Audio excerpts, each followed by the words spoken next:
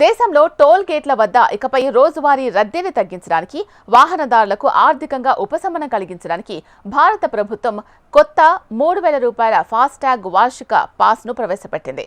ఈ కొత్త విధానం రోడ్డు ప్రయాణం చేసే లక్షలాది మందికి చాలా సౌకర్యవంతంగా ఉండబోతోంది. ఇది కేవలం ఒక పాస్ మాత్రమే కాదు, తరచుగా ప్రయాణించే వారికి ఇది ఒక పొదుపు మార్గంగా మారనుంది.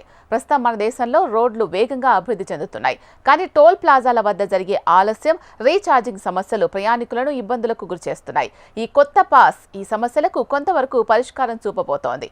ఈ పాస్ ముఖ్యంగా ప్రైవేటు వాహనాలు ఉపయోగించే వారికి మాత్రమే ఉద్దేశించబడింది. వృత్తిపరంగా లేదా వ్యక్తిగత పనుల కోసం తరచుగా హైవేలపై ప్రయాణించే వారికి ఇది చాలా లాభదాయకం. సాధారణంగా ప్రతి ట్రిప్కి సుమారు 70 నుంచి 100 రూపాయలు టోల్ ఛార్జీలు ఉంటాయి.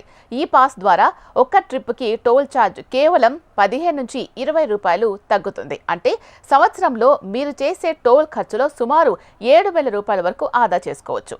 ఇది కేవలం ఆర్థిక ప్రయోజనం మాత్రమే కాదు, టోల్ ప్లాజాల వద్ద నిలిచి రీఛార్జ్ చేయాల్సిన అవసరం లేకుండా వేగంగా ముందుకు వెళ్ళడానికి కూడా ఇది సహాయపడుతుంది.